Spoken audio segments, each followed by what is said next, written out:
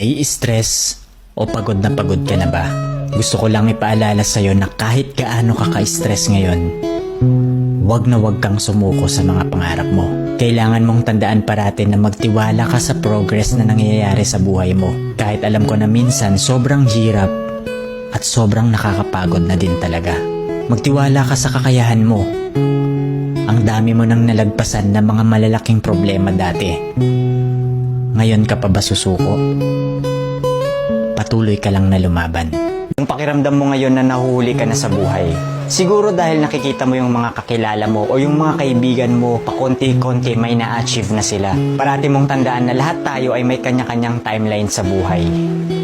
Hindi ka nahuhuli at hindi ka rin naman nauuna. Kung nasaan ka man ngayon sa buhay mo, yan ang lesson at experience na kailangan mong pagdaanan ngayon. Lahat tayo ay may sariling kwento sa buhay na